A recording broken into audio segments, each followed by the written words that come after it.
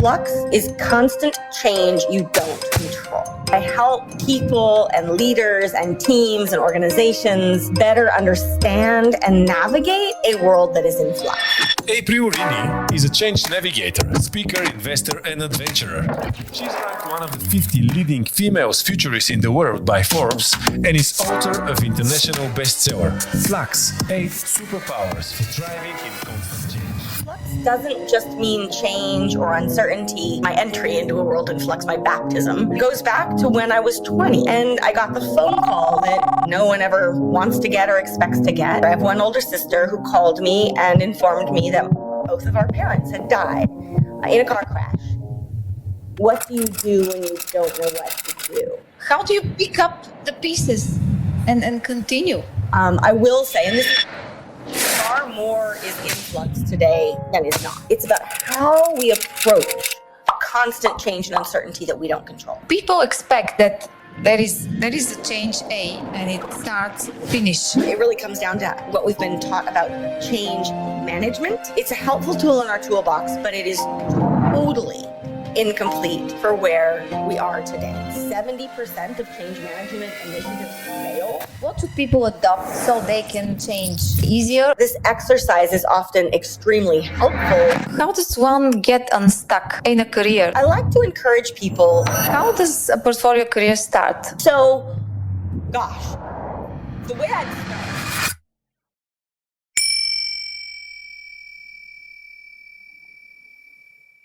I very vividly remember how I read your article about give people portfolio careers, not career paths. And I was thinking, oh my goodness, this woman is saying what I'm thinking. And I published it on LinkedIn and I was so surprised when you said, thank you for publishing my, and then I started looking at your profile, etc. And here we are today. Amazing. So April, thank you so much for joining me today. I'm absolutely honored to have you on my podcast. Delighted. Thank you, Ani. And maybe I hear from people from time to time. They're like, you crawled in my head. How did you do that? Right. And I think a lot of what I'm doing is I am tapping in definitely to a zeitgeist, something that I think is bubbling under the surface for a lot of people, but we don't have the language for it. We don't have the words. We don't have the societal acceptance of it. And so a lot of these themes, as we'll talk about, I think I've been working on, for 10, 15, sometimes more than 20 years. But I think that we're having this moment in time where it's like they're finally arriving. There's finally enough people saying, we got to change, we got to do it differently. And there are enough different experiments and openness in the world to rethink how we live and work and lead and thrive. And so trying to help other people connect those dots. Exactly. It was just in a matter of 1 year, I can see a huge difference. Before, not a lot of people knew what is portfolio career. Now, people reach out and say, oh, can you tell us more about this? What is it? How does it work? Even here in Europe and even in Eastern Europe. So it is changing fast. But let's start with a big question. What is your mission, April? Well, insofar for purposes like this conversation, and I can give the 30-second version, I can give the 2-hour version, but my life purpose is to leave this place a little better than I found it and to help others in many different ways. But, really the tagline for me is that I help people and leaders and teams and organizations better understand and navigate a world that is in flux.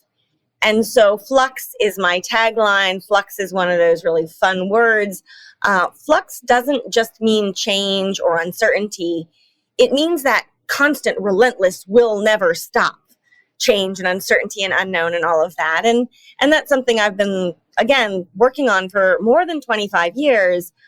But needless to say, the last few years, I think, have given people a crash course in not just what that feels like, but how hard that is for many people to really accept and to grasp and to find their way through. And if we go back and in your early life experiences, What were these pivotal moments that influenced your life and career choices, so you become what you are today? Yeah. This is a great question, and I think especially relevant for our conversation, because it's not the stuff on my resume. It's not the stuff on my CV. It's not the stuff that we typically look to. It's interesting, and just an interesting story I can share here is that most people today, like professionally, they would call me a futurist. So I'm really scanning a lot of what's affecting the world, the macro forces that are affecting the world. I'm working with leaders and organizations. I have my law degree, I have my finance degree, whatever. But I started getting this question about like, why, as a futurist, why do you see the world the way you see it? Like, it's a little bit different. It's a little more inspiring. It's a little more holistic. I can't quite say I like it, but it's not typical. And from that point, that was several years ago, that was the point from which I really started telling a different kind of story of like, what do you do and why do you do it? And if I really unwind the clock and I go back to when did I get really interested in this world in flux, future in flux? What do you do when you don't know what to do? Sure, I can point to being a futurist and having degrees. And there's a business kind of head-centric way of talking about that. But for me, it was much more personal. It came from the heart. And it goes back to when I was 20 and I was at university. And I call this like my entry into a world in flux, my baptism. And when I was at university, my third year at university, I was studying overseas. And I got the phone call that no one ever wants to get or expects to get. And my sister, I have one older sister who called me and informed me that both of our parents had died in a car crash. And right there, like that was my moment. That was that seed where like my whole world changed, right? Everything flipped upside down. My family, my sense of self, my identity, my sense of mortality, how I saw the world, what I was going to make of my career, like taking care of myself, everything just flipped upside down. And so, I like to say, I never would have imagined back then that I would write a book about this and the book isn't about me, but it's very much informed by that. And so for the last many years, I've been not just figuring out my own path through flux, but I've been taking really good notes and paying a lot of attention to a lot of people and cultures around the world and societies and like, how do people do this well? And it's fascinating for me because no one has figured it out, but maybe we get into this, but there's wisdom everywhere.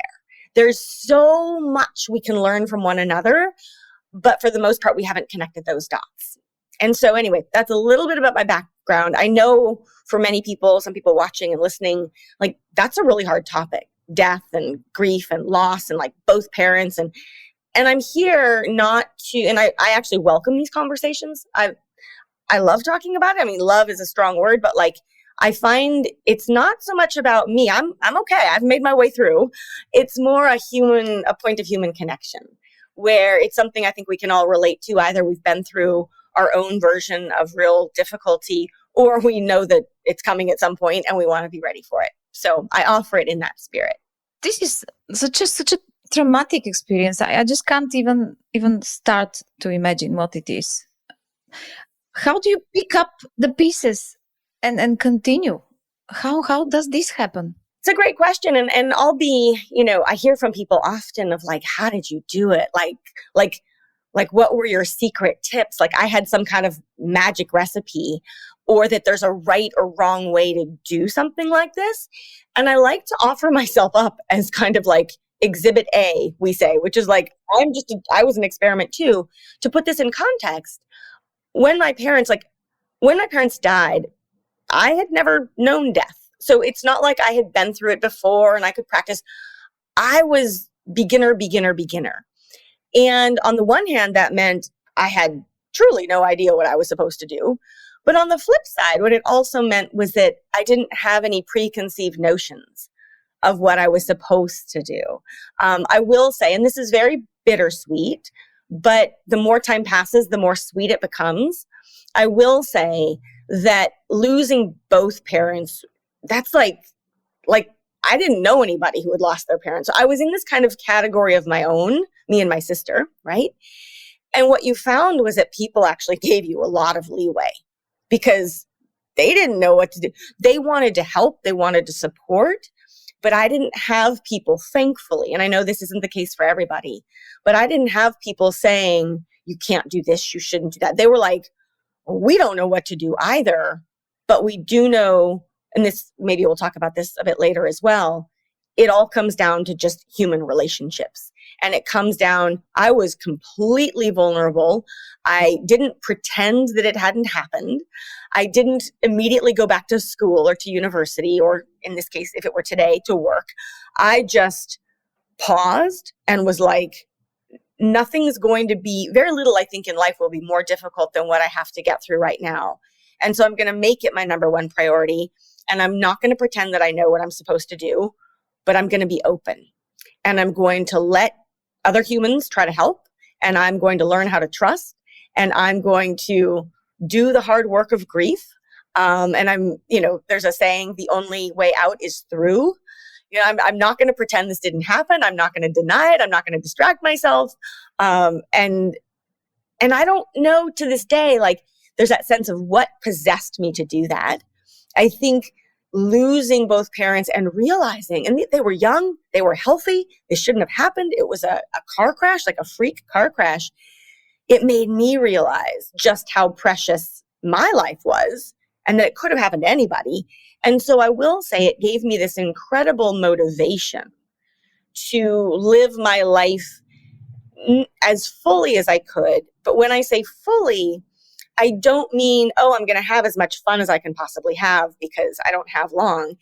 It really was about service. It was like, I got to leave this place better than I found it in however long I've got. It might be a week. It might be another 80 years. And that led me to really see other humans differently and really focus on a career of service and a career of meaning. And also, I should just say, maybe we'll get into this too, really questioning a lot of the expectations and assumptions that society put on us that we don't really know where they come from. And they're often these days not that helpful for people. And so I started testing a lot of that as well. I could go on. I'll pause there. I know we have a lot to cover, but no, anyway. We can talk about this till tomorrow. It's such a big topic. Let's talk about your career a little bit, just to give a little perspective for people who are listening and watching. What are the different careers you had? Because you changed, right? You said you studied law, you studied finance. If you can just walk us through. Yeah. And again, I sort of apologize, but I think it'll take a little longer, but it'll get us somewhere richer and deeper to take us back to kind of like how I grew up and what was even on my radar before my parents died. And then there's always this question of like how much of it was because like I experienced this huge shock that made me see everything differently. And how much of it is like, this is who I've always been. And I've always been somebody who is interested in not A or B, but like what happens when you put A and B together? Or you're going to give me a menu of like A, B, and C. Well, what if we got creative and curious and came up with a better solution? That might be D, E, or F, right? And growing up, that was me. I was always interested in many different things. Both of my parents were educators. So I come from a family in which we didn't have a lot in terms of like money or stuff, but it was always about education and travel. Those were the two things we were allowed to spend money on, truly. And my dad was a geographer. So also this sense of maps and globes and people and cultures. So I share that because even before, like, I knew it was going to be hard to pick one thing to specialize in. I knew that I wanted to try a bunch of things. And though I will say, because I suspect other people have felt this way, I got pushback for that. I got pushback saying, if it had been today, it would be ADHD for sure. Yeah. No, I don't have ADHD, but it was like, you're scattered, you're distracted, you can't focus, what's going to happen? Then my parents die. And so you can imagine, oh no, now what is she going to do? But it was very clear to me that I had to take care of myself. So my parents were never my backstop, but that was gone. So there was a seriousness. On the one hand, I had to be really serious about making sure that I could take care of myself because I didn't have any other options in that regard. So that's a baseline. And though I also had this very clear sense that, well, you could say I didn't have any parental pressure that I had to go and be a doctor or a lawyer. Like if I could find a way to make it work, I could go do it. And so I share that because as an undergraduate university, I ended up double majoring and minoring, studied political science and economics and art history and all these different things. And then I did a joint degree, a law degree and finance at graduate school. But it was always with this idea of I'm not going to just go do one thing. I want to try this and then apply it over there and apply it over there. And I didn't know exactly how those dots would connect. I just knew I wanted to see that bigger picture. And so my career actually I shouldn't say started. This is another story. I started my first small business when I was 8 years old. So by the time I graduated from high school, I had a little bit of, knew how to earn some income and whatnot. But after university, which included my parents' deaths, I had professors and mentors saying, oh, with your degree, you should go work at an investment bank or a consulting firm and start climbing that ladder. And I had this allergic reaction to when that was said. And it wasn't about any disrespect for investment bankers or consultants, not at all. It was this very clear sense for me, and I want to be clear that I don't want to speak for anyone else, but my story is that I was like, if I'm going to die tomorrow, the world, I can do more than be an investment banker. There are more people out there that need help and service and seeing the bigger picture. And so after graduation, I went and did probably certainly the most fun job I ever had. It wasn't a career, but it was to achieve that broader goal. I was a hiking and biking guide. And so 6 months of the year, I guided, which again, to be clear, was not enough income to raise a family, was not enough income to pay a mortgage. But for where I was in life, it was plenty of income to travel the rest of the year. And so I spent 4 years guiding and traveling and guiding and traveling with the goal of seeing how as much of the rest of the world lived as I could so that I could figure out how I could best serve. But I bring that up because that's probably the favorite piece of my portfolio that people gave me they were like, this is crazy. Your resume is going to, explode, blah, blah, blah. Not realizing that one job taught me more than an MBA. It taught me more about humans and culture and the kinds of things you can't put a monetary value on. And it continues to serve me to this day, even though today people go, how do I go do that? Right? It's quite funny. But anyway, I did that and then I did law and then I did finance and then I did technology. And then I should say for the last 11 years, I have been independent, meaning that I'm an advisor and a futurist, but I do a lot of different things and each year looks a little different than the last. Very interesting. And I relate very much to what you said about travel. I come from Eastern Europe and I was born behind the Iron Curtain. So we couldn't travel. We were just boxed out there. And while your family you spend money for travel and you were traveling, and that was one thing that you did. In our family, we didn't because we couldn't. And I just so much wanted to travel. I have to find a job that takes me, that allows me to travel. And that was my drive throughout my career. I say this to people and they don't believe me, but I just really, that was what was driving me. Should I take this job? Okay, so where am I going to travel with it? All right, in Asia. Okay, I'm taking this job. I haven't been to Asia. So that's how my life was. And I'll add to that, my guiding experiences after college, that was my real international excursion. So I grew up, my dad was a geographer, but we didn't have money to take flights or stay in fancy hotels. And I love to remind people of this, like, where do I start? I want to travel. I want to see the world a little bit more, that sort of thing. And there's so much even around, in our own backyards that if money is an issue or sometimes mobility or family obligations, that sort of thing. With my dad in particular, like that was all, we grew up, and again, I'm in the US, so that sense of like, what are the different treasures that different places have. I wasn't flying around the world or going to Paris for spring break. None of that. We were in my parents were hippies. And so we had a Volkswagen bus. We had a little van, and my dad would do research in the national parks.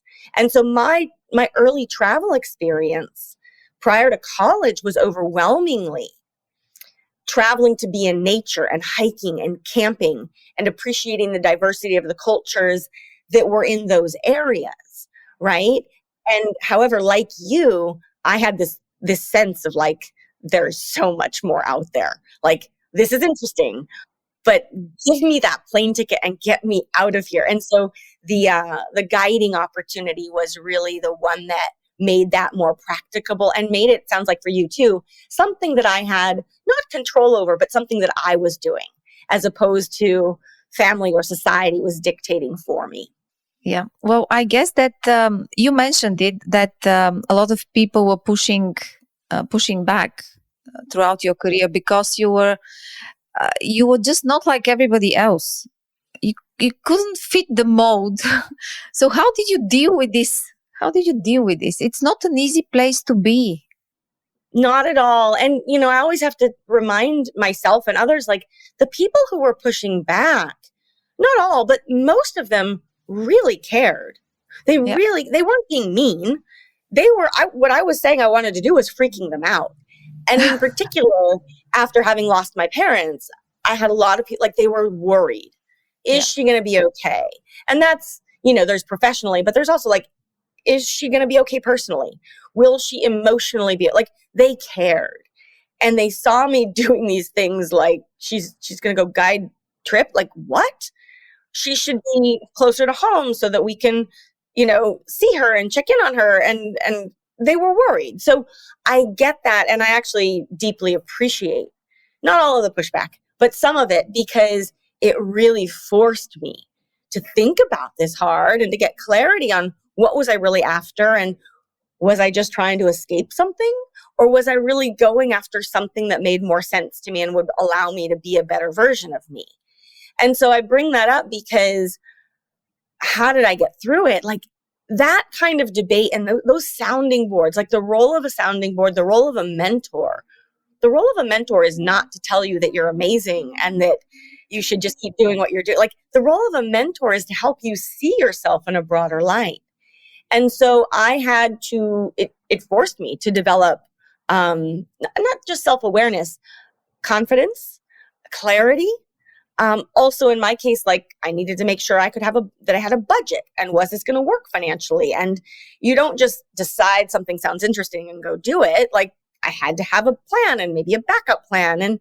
And so, it took a lot of inner strength, which I didn't have it to begin with, but I had to learn to build it. And the other thing, though, that I just have to bring up, which I think is something that applies to all of us, wherever we are in life, it goes back to that question I mentioned earlier, which is after my parents died, and to this day, like I asked myself the same question this morning. It's part of my kind of daily ritual. But that sense of, if I were to die tomorrow, now I don't want to, I don't expect to, I have no intention of that happening, but nobody knows. If I were to die tomorrow, what would the world need me to do today? And the world, not my ego, not a boss, not social media, like what do I feel called to do? And so I bring that up because as I was plotting through, how do I respond to some of this criticism and some of this pushback? I was really driven by that sense of like, and maybe this comes up later, like, will I regret not trying this? Like, I might regret doing this. Not everything works in life. That's true. But I'll definitely regret not trying. And like, I don't want to live a life that's half lived. And so that inner dialogue was incredibly helpful. And then you start experimenting and you start meeting people who are doing their own thing or their own version of what you're trying to do. And then you realize, oh, I'm not actually alone in this. And then you build, you find that tribe and it becomes easier with time. Let's talk about the concept of flux. Can you explain what it is and how it relates to the future? Yeah. Flux. One of my favorite words. Surprise, surprise. It's also a very fun word. Maybe we'll talk about like fluxiness and being fluxy and what the flux. I mean, there's a lot we can joke with here. But so this word flux, I mentioned earlier, it's not merely change or uncertainty. Flux is constant, relentless, like, when will this ever improve? When will this ever stop? Change. And so what's fascinating for people who like language, I know you do too, it's actually both a noun and a verb. So, and I learned this in my research long ago, but I love sharing it because we usually think, and in English, flux means continuous change. So not just one thing that changes and you respond to it and move on, but like always changing. It also means, it's also a verb. And so to flux means to learn to become fluid. And so I love this because there's this kind of like flux and flow and being able to just like, as things are changing, kind of just adapting as you go along. For those people on the listening in, I always have to mention too, there are also terms that relate to chemistry and metallurgy and engineering. So flux is also, it's a binding agent. If you have a piece of jewelry that has a gemstone in it and then it has metal around it, flux is what solders beautiful things together. So I love bringing this up because in my search strings, flux will show up a lot of other ways, usually continuous change, but there's something quite beautiful about it's an ability to actually see beauty through the chaos as well. You said that the flux is a continuous change. Mm-hmm. So how do we deal with it? There are, two concepts, one of which has subconcepts. One is what I call a flux mindset. So it's the mindset that we need to approach this. And then there are what I call the 8 flux superpowers, which are the practices and skills that help you put this mindset into action. So happy to talk about that. I do want to just pause, like good tee up for this is one of the ways I'll frame it is like far more is in flux today than is not. So flux is more the rule than the exception, even though we try to do everything we can to convince ourselves otherwise. And whenever I'm meeting somebody or talking to a group, I always like to say, like, I don't know what one individual person is dealing with. Like, I don't know the details of your life. I don't know the details of your family. I don't know the details of your career. And so many different things are in flux, right? Personally, professionally, organizationally, societally. Some people would say civilizationally these days, right? Everything. And so I always like to say, I'm not going to assume that I know where you're at. I will simply say, I know that everyone is struggling with one or more of those aspects. And so take from this conversation, take from this mindset and these superpowers, what works for you. Meet it where you are, because what I've found is there is something in it for pretty much everybody. So do you want to go into mindset and that sort of thing? Okay. Yeah. So mindset is, one state of mind. You can think of it as I think of a flux mindset as your mental muscle for change. Some people like to think about it as the operating system that's in their head. Other people like to think of it as the narratives and stories and kind of like just how we process and filter information. All of those things are valid. I come from a place in which for most of, not human history, not all of it, but much of modern history, we have been told by society, consciously and unconsciously, that humans can control what happens to them. We can be the creators of our lives. We can sort of have agency and power over other domains. And I'm not downplaying the power of humans and humanity at all, but that's not really fit for today's world. And so if you look at change, and I hear from people like almost every day, they're like, I love change, I hate change. What's going on with change? And to keep it short, the flux we're talking about is about change, but it's not about the changes we choose, the changes we opt into. I'll be in a new relationship, I'll get a new job. This is the change we don't control. So back to what I was just talking about. Flux is constant change you don't control. And so that's hard for a lot of people. And what I call opening a flux mindset. So flux mindset is the ability to see all change. And here I mean especially the change you don't control, the changes you didn't see coming, the changes you wish would go away. It's the ability to see all of those changes as opportunities to learn and to grow and to improve. So it's an acknowledgement and the state of mind that says, I know that change can make me better. And I know that if I lean into this, I'm going to learn something new about myself and the world. So not rocket science, much easier said than done, right? And I often get people asking like, well, wait, growth mindset, isn't that growth mindset? And it very much builds on the concept of a growth mindset, which simply says, and so if people are familiar with growth mindset, fixed mindset, growth mindset acknowledges simply that our state of mind can improve and evolve. So like we are not static beings. So you need a growth mindset, the sense of I can change and grow and improve in order to open a flux mindset. But the flux mindset piece, the real uniqueness is it's about how we approach constant change and uncertainty that we don't control. When I speak to people about change, because change is one of the topics I also like and I advise people on it. But so people expect that there is a change A and it starts, finish. Okay. And then is a period of no change. And then is a change B, start, finish. So that's what people have difficulties understanding, that there is no such thing as A, B, and then pause and A, B. No, there is all the time, non-stop, something is changing. And if you have to think about start and end, you're not going to get it. At least that's what I feel. Right. I love that you bring this up, and maybe we riff on this for a little bit because you've just walked straight into another thing. I don't know if you've read the articles I've written, but I've written several articles on this theme of it really comes down to what we've been taught about change management. So this idea that when I hear a change is going to happen, it's going to have a beginning and an end. I'm going to respond to it. Then nothing's going to change. And then I'm going to go on and then something else will change. But like there's a process and I'm going to tick the box. When this change is done, I'm going to tick the box. I'm going to go to the next step in our process or procedure, right? And I say all of this very respectfully.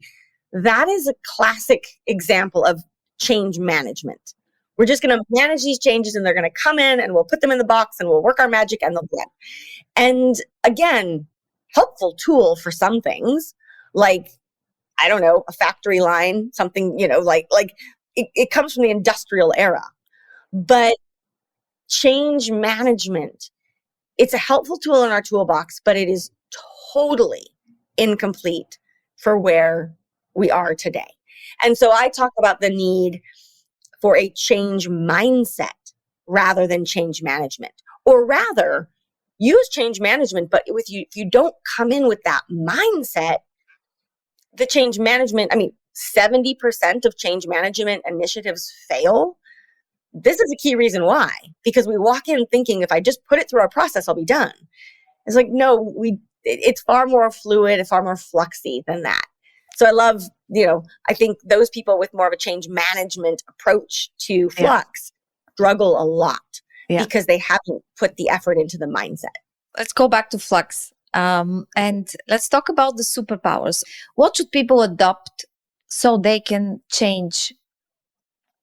Can I say easier or adopt the Flux mindset? Yeah. So opening this Flux mindset, this sense of like, my relationship with change, constant change can improve. That's step one. And then you're like, well, how do I actually do that?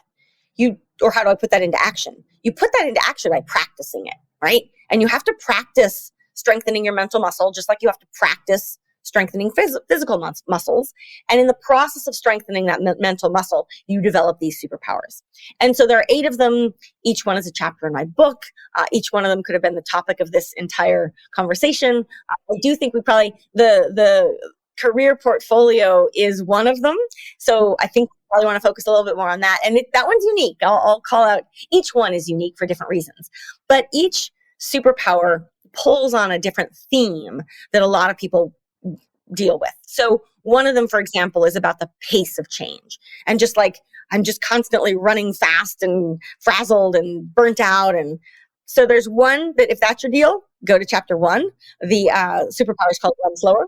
There's another one though, for example, I'm just really uncomfortable when I have to go beyond my comfort zone, when I have to stretch, like not knowing really, I can't do it. And so then I would say go to chapter 3. That one is called, it's the power of getting lost, which is, getting lost for many people means failure. It means fear. It's something scary. Getting lost is about learning how to be comfortable in discomfort and how we build those skills, and travel comes up and other things. And then there's another one on trust, and there's another one on letting go and acceptance. One that I'm interested in is know you're enough, because I think people don't know what is enough for them, and I think that is the source of a lot of issues, because you don't know when to stop and not push yourself further, right? And I think it's very, very important quality to have. Can you talk about this one? I agree 1,000%. And again, like we could go into any of these in more detail. But I love that you've brought this one up. And I find that in conversations like this, just sort of teeing up, like if it's pace, if it's not knowing, if it's an issue about control, if it's an issue about the future of work and your career, like there are all these different places, avenues you can pursue. The one about knowing you're enough, really, it's about the challenge of living in a more society, which I'll come back to in a minute. But it's really fundamentally about how do we find balance, harmony, peace, happiness, some would even say, although we can get into what happiness really means. And happiness isn't that feeling of like joy that comes and goes. Happiness is also contentedness, a sense that like, I am at peace. I am okay with what is, even if life isn't perfect. And so when we think about what it's like to live in a more society, I like to remind people, and a lot of people simply aren't aware, like we haven't always lived like this. Most of human history was not about more. And when I say more, it's not just more money or more power. We live in a world in which your value to society is often deemed as related to more clicks, more clothes, more cars, more likes, more followers, more whatever, right? It's nutty. And it's making us pretty miserable. And you only need to look, like the younger you go, the more clear that becomes. And here, there's a huge role for social media. There's a big role for mass market consumerism. We start getting into some of these trends that are more societal. But this is really about helping people see what, in my experience, many people haven't really thought about.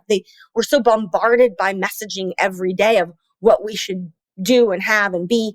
And the subconscious message is that you are not enough and you will not be enough unless you earn that salary or buy that product or drive that car or whatever. And that's completely backwards. And so it's the superpower is about understanding, knowing you're enough. And that means your point of balance and harmony, but it also means figuring out where in your life are you, I call it over-indexed. Where do you have too much and where do you have too little? And what I often find is, at least in Western society, so it is global, but it varies, even globally there are differences. But this sense of, in today's consumerist society, we have way too much stuff and not enough like love and respect and dignity in our lives. We've over-indexed on things that we can put into dollars or euros or, currency. We've over-indexed on things we can buy, and we've under-indexed on those things that have no price, like love, like trust, like respect. And so I help people, there's a diagnostic in the book where you go through, like, what is your enough? And what of this haven't you really thought about like before? And what you find is it's not just better understanding. You can think about this financially, budget-wise, relationship-wise, how you spend your time, all of that. But the goal is to help people start to recognize that you are enough just as you are always have been, always will be. And what does that enough look like that brings satisfaction and happiness? Not the quest for like, I'm never going to be enough. Because when you're always after more, and I don't care what the more is, but when you're after more, by design, you will never have enough. Because if you think about, I'm after more, what happens when you get more? You need more and more and more. And so it becomes this vicious cycle. So that's what that one's about. We can riff on that more if you'd like. But let's go into the career, portfolio career. And I would like to start with the first thing. We're talking about so much change, and change normally brings a lot of new opportunities. And in the same time, many more people feel stuck in their career. They just feel that they're frozen in time and nothing is happening. The world is like going in the amazing speed forward, but you kind of feel in one and the same place. So how do you explain this paradox or phenomena? How do I call it? Flux is full of paradox. And I love this sense of motion and stasis, this sense of, I talk a lot about your relationship to change, like the people who are best suited to change. It's the ability to be both grounded in like knowing who you are so that you can actually expand and try something new. And so there's a lot, I think right now, it's funny, people are changing even more than they might realize. And there is a stasis, there is a kind of inertia that if you're not paying attention to your well-being, if you're not paying attention to your curiosity, if you're not paying attention to the new things that are happening all around you every day, period, I mean, that you can definitely feel stuck. But there is, I mean, it's an awareness thing. And I find often, particularly when people spend a lot of time on their devices, they feel like the whole world is changing through their phone, but they're just sitting there. And it's like, well, if your relationship to your phone is that everything is external to you, then yeah, I can see how you might be feeling like you're missing out on something. But why don't you follow through with some of those changes? How about you allow that, your curiosity, which will be piqued by something, follow through with that? And so, I think there are different angles depending on who the person is. Sometimes there is this sense of inertia and a lack of, I don't want to say lack of awareness, but a lack of investment in one's own inner well-being. And once you start sparking that feeling of, am I changing, can actually come quite quickly. There's also another dynamic, though, that's going on. And I bring this up because the paradox can come from a few different places. And that other dynamic is fear. And I think there are a lot of people, when they are afraid of either a change that they see, or they are afraid of, they feel stuck, and what do they do about it? There's a fear that creeps in that is really good at paralyzing us from taking change. Now, of course, not doing something is also, as we would say this in the law, like taking action is an action. Not taking action is also an action. It is a decision you're making, and you may be making it consciously or subconsciously, but understanding your relationship to fear and when that might actually just be putting effectively a logjam in your brain is also a necessary step on that journey. How does one get unstuck in a career, let's say? So I've been in a job for 5 years. I don't see the future. I don't know what else to do. What is your advice? Yeah, it's wonderful, Ani. Like, there's not a silver bullet. There's not like, here's the answer, here's the checklist. It's fascinating to me. And I know, again, I advise lots of different kinds of teams and organizations. And I'm keenly aware, though, of the fact that I have not worked in a large organization with a lot of bureaucracy personally for years. And part of why I left organizations was I wanted the flexibility. I wanted, if I was curious in something, I wanted to just go explore it and do it and build something around it.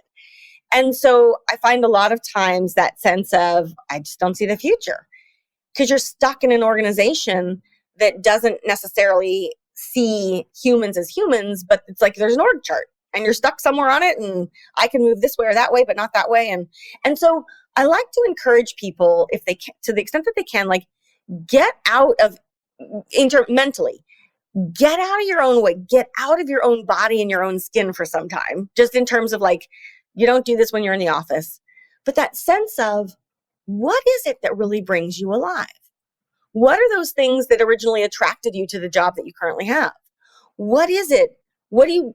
How do you spend your time? I mean, this I'm sure you do with your clients as well, that sense of getting down to those values of what is it that makes you feel most alive at work and in life? And if you could do anything, what would it be? And what are the things that you dream, if someone was not paying you at all, what would you actually do? Like, you're trying to get people out of their own way so that they can see themselves almost as if they were external. So they can look at them and, there's that wonderful saying of like, treat yourself or give yourself the kind of advice that you would give to your own best friend, right? We often are our own worst critics, but then we give our best to our friends, and just being really curious, not judgmental, but curious about that. And what's fun, and I'm going a little bit into the career portfolios here, but you find it's less and less and less about having a particular role or having a particular title or having a particular like line on the resume. And it really comes down to certain skills and certain ways you like to spend your time, what you're doing. And then when you look at what you do from the perspective of what brings joy and what the skills you have that you're really good at, then you start recombining what you might do from a skills lens as opposed to a role, position, title, salary, gotta climb up or down, and that's the only latitude I have. So a portfolio career, you started talking about it. Let's dive into that. How does a portfolio career start from your point of view? What are the first steps? And again, it's funny. Number one, and I'll just keep saying this, it's come up already a couple times, but like, it really is driven by your curiosity. And I say that because it's just you cannot come into a portfolio approach with a fixed mindset in that it must look like this, it must be 3 years or 5 years or this organization. Open-mindedness and curiosity. And I should also mention, this has been fun over the last few years, where depending on who I'm talking to, sometimes people like the idea of a portfolio career. So like the portfolio defines my career. And then other people are like, it's a career portfolio.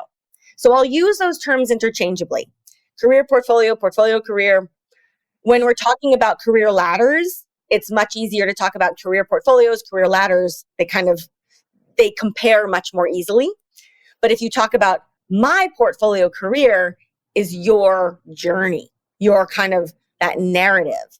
So, gosh, the way I'd start, and this usually comes up later in the conversation, but I always love to remind people. So every person, whether or not you've ever had a job, whether or not you've ever been paid for that job, whether you're currently working or not, whether you're a student, whether you're retired, doesn't matter. Every person on the planet has a portfolio already. Most people don't realize it, but everyone has one. So like, where do you start? Start with understanding what you've got. And in that portfolio, it really is a much more holistic view of all the things you can do that add value to society. And so depending on who I'm talking to, like, where do you start? I often say, like, start with what is in your portfolio today, which is different and much, much, much more than what's on your resume. And so we start getting into, sure, you want in your portfolio all the jobs you've ever had, but it's also anything you've ever done that adds value to society. So the big one that often comes up, parenting.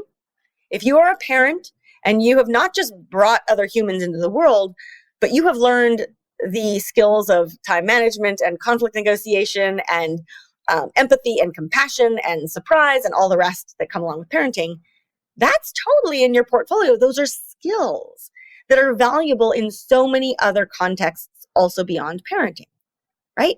If you've been through hardship or tragedy, I mean, in my case, the example I will often use of my life is like losing both my parents.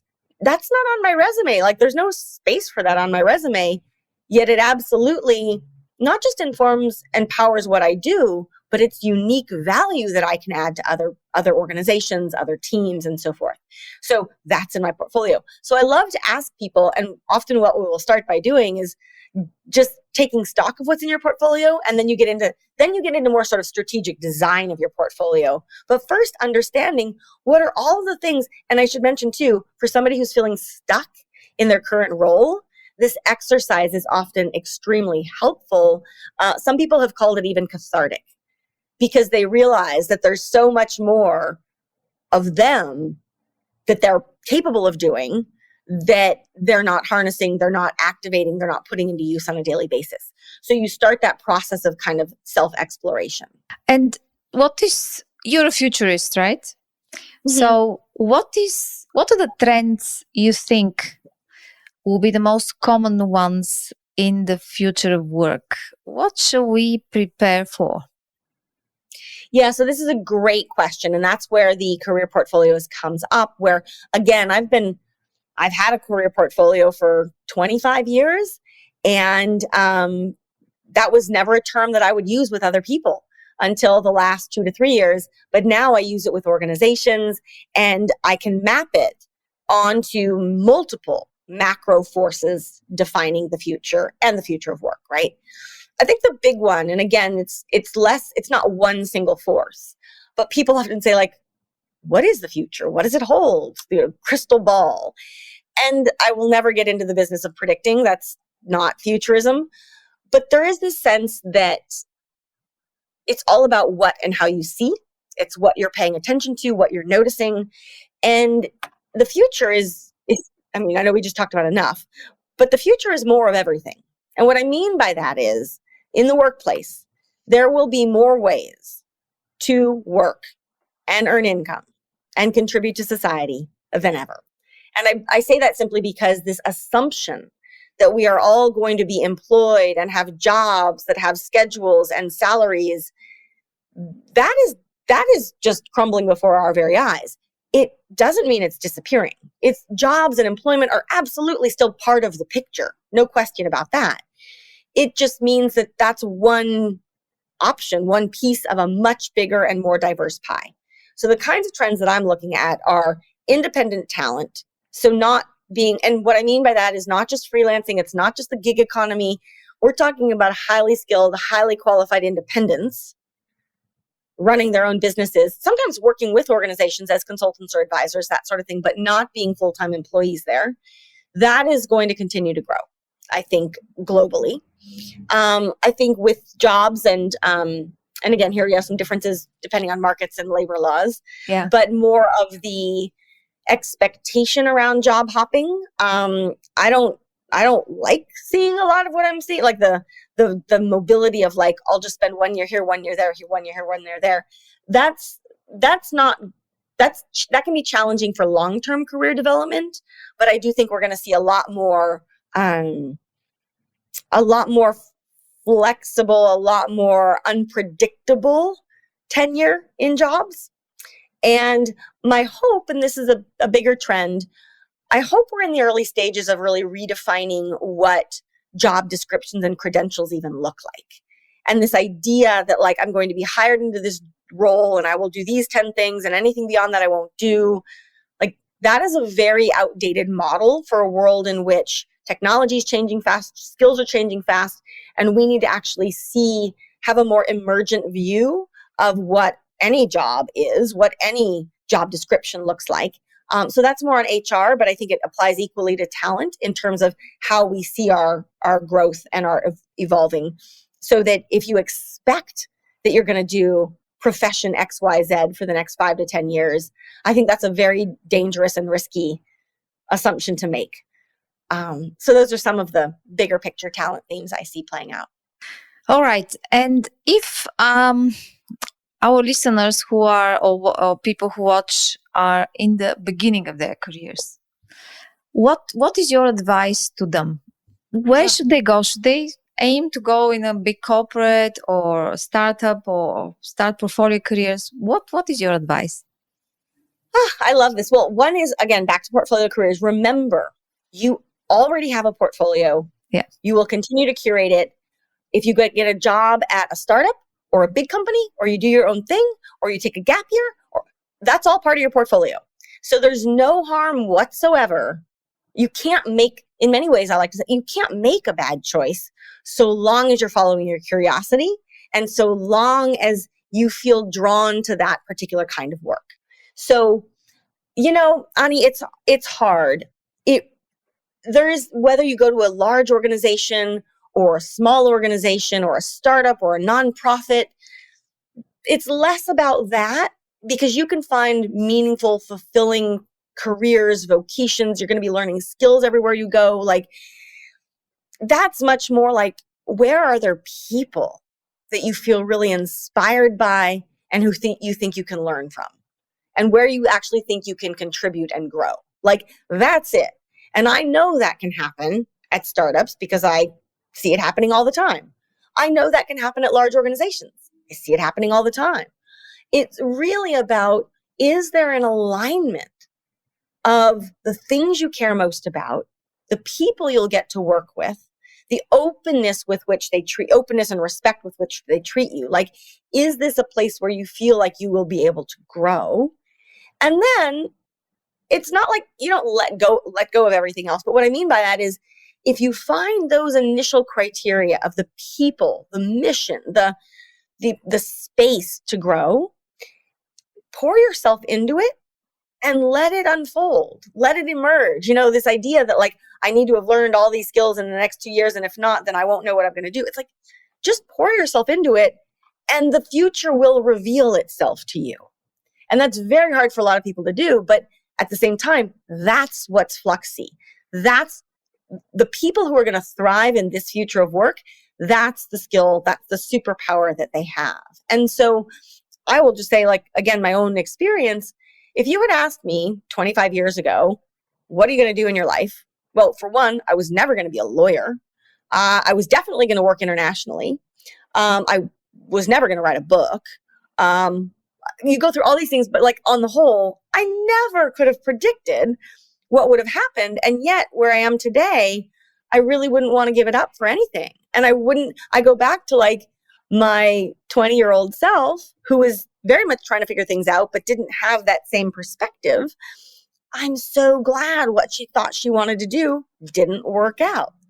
Right. And so that's when, if I go back to when I'm young, starting out, have the open-mindedness and the again, that beginner's mindset and that flux mindset that like, let life reveal itself to you far more than saying it must be X or Y or Z. And if it's not, then my life is somehow a disaster. Not at all. It's actually quite the opposite.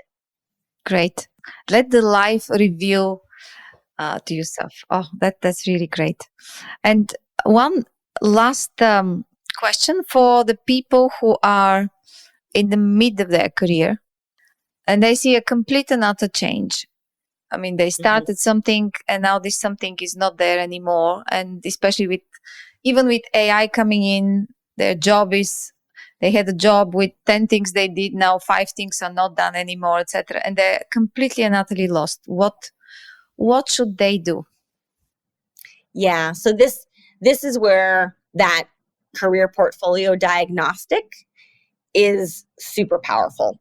And what I mean by that is that if you've taken the approach of that your career is a ladder, and that's totally fine if you have, a lot of people have, I did that, that's what I was raised thinking as well.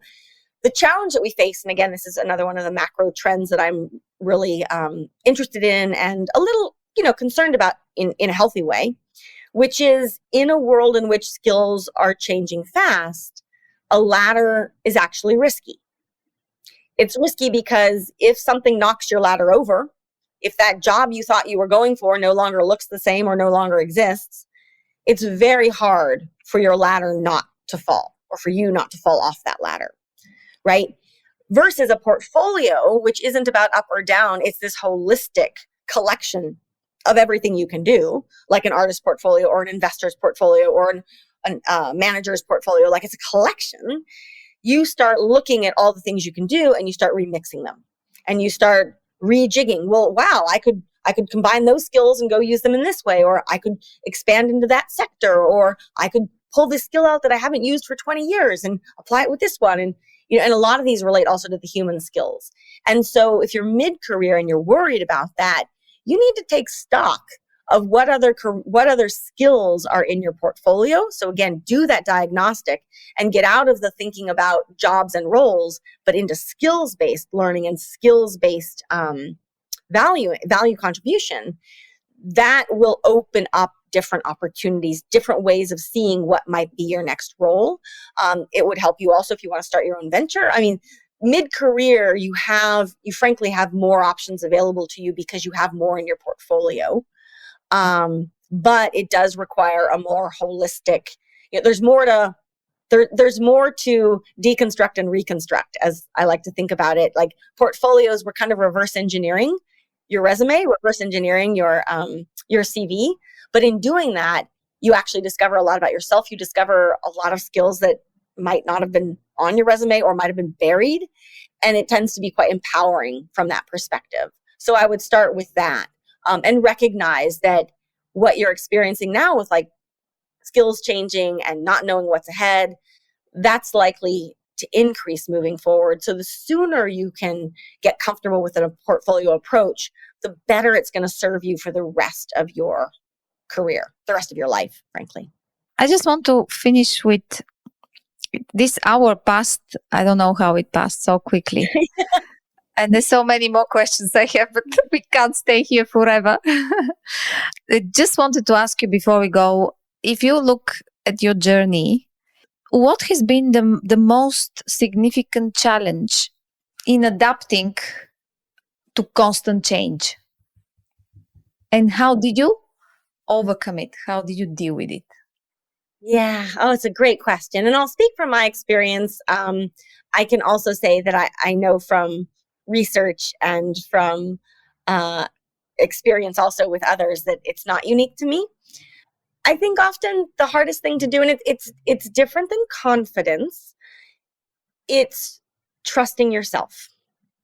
So this sense that and trusting yourself, trusting some people would call it your intuition. Some people would call it your inner compass, that sixth sense. What I have discovered in my own journey is that I've always had a very strong sixth sense that I put aside for a long time because I couldn't explain it and you couldn't put a number on it. And it was just, my intuition. And what I continue to learn is that my intuition about myself is really good. And I think that's the case for most people. The challenge is that we've buried it. And so one of the things that I've struggled with a lot, but I've gotten better and better at it and cannot underscore it enough, is this idea, this ability to trust yourself. And to trust, and again, it goes back, we'll kind of come full circle. At the end of the day, no one really knows. No one has control over what happens. So this sense of, if I check in with my intuition, I'm not sure about trying this new thing or starting a new project, or could be for somebody leaving a job or starting a new job, whatever it may be, I just don't know. But that sense of, will I regret doing this? And I listen to my intuition, and it's usually like, well, maybe. Like, you don't know it might not work out, no one knows. So maybe, but then I ask myself that question, will I regret not trying? And my intuition, it is always clear as day that if it's something I know I want to do, it's like, absolutely. And what I've learned is when I trust that piece, it has never served me wrong. It has never not worked out in a way it was meant to. That usually means it didn't work out the way I thought it was going to. It worked out in somehow better. So again, intuition, inner self-awareness, trust in yourself. And because when you have that translates directly into self-confidence. That translates directly into clarity. That translates directly, I hear it from other people, that translates into a kind of magnetism for other people. They see you show up more fully for everything that you do, and you become a little bit of a magnet for the kinds of things that you want to do. Amazing. So I'm thinking about everything we spoke about. in the last hour. And one topic comes as a common topic is that you have to be very well aware of yourself and you know yourself. And once you do that, everything is possible. Along with other stuff. Well, and I love this, Ani. You're spot on. And again, it doesn't mean that life is perfect or that you get all these magical answers. Doing the work is part of the beauty of being alive. But what I find is when we try to assume that like the answers are to be found out there, everything's external to us, and we need to find it out there, and then we will be complete. It's like, no, you're already complete. You need to find it inside because it's there. But we've done, and I say we, society and media and, information overload has done an extraordinary job of burying this or making so much of this fuzzy and blurry and not visible to our own selves. But it's there. And the only person who's going to find it is you. But the beautiful thing is it's yours, and it's yours forever. It's not someone else's. You find it, you hold on to it, it's yours, and it will serve you well from here on out. What a great way to end the podcast. April, thank you so much. Thank you so much. It was so interesting talking with you on all these topics. And thank you for everything you do. Your work is really, really amazing. Very, very interesting. And I wish you absolutely all the best. Thank you, Ani. Same to you. It's been a pleasure.